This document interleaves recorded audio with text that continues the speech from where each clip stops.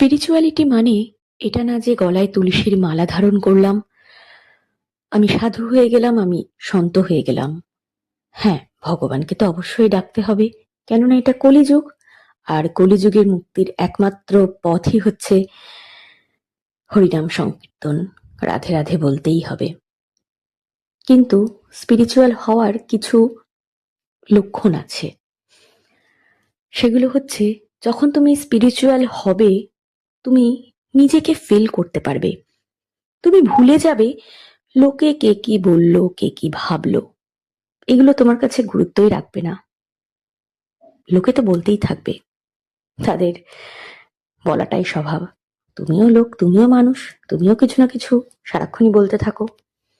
কিন্তু যখন তুমি ওই লোকের ভাবনাগুলো ছেড়ে দেবে না, ভগবান কিন্তু কখনো বলেনি যে তুমি লোকের জন্য ভাবো।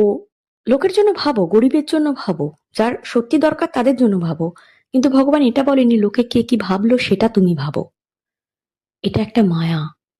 এই মায়াটার থেকে যখন তুমি মুক্তি পাবে, যখন তুমি নিজের মধ্যে নিজেকে খুঁজে পাবে, যখন দেখবে তুমি ডিসিশন মেকিং ক্ষমতা তোমার মধ্যে তৈরি হচ্ছে, তুমি শুধুমাত্র নিজের মনের কথা শুনছো, কে কি ভাবলো সেগুলো তোমার কাছে কোনো রকম কোনো প্রায়োরিটি রাখছে না, তখন তুমি অ্যাকচুয়ালি ভক্তির মার্গে হাঁটবে। স্পিরিচুয়াল হওয়ার এটাই লক্ষণ। তুমি স্বতন্ত্র হবে, তুমি নিজের মধ্যে নিজেকে খুঁজে পাবে। অ্যাকচুয়ালি কি বলতো, আমাদের নিজেদের ভেতরে একটা মন আছে। তুমি যখন সেই মনটাকে বুঝতে পারবে, তখন তুমি ভগবানকেও বুঝতে পারবে। আগে নিজেকে বুঝতে হবে। যেদিন তুমি নিজেকে বুঝতে শিখবে, সেদিন তুমি ভগবানকেও বুঝতে পারবে।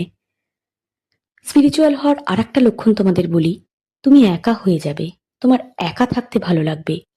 তোমার চারিপাশে যত,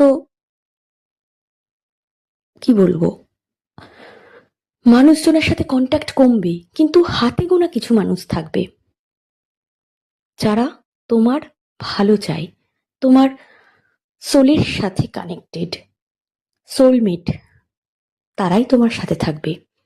বাদবাকি যারা অপ্রয়োজনীয় মানুষ, তাদের থেকে তুমি আস্তে আস্তে নিজেকে গোটাবে, তুমি দূরে সরবে। আর তুমি যখন একা হবে, তখনই কিন্তু তুমি নিজেকে ফিল করতে পারবে। ভগবান তোমাকে একা করে দেয় এই কারণেই, তুমি একা না হলে তার শরণাপন্ন হতে পারবে না।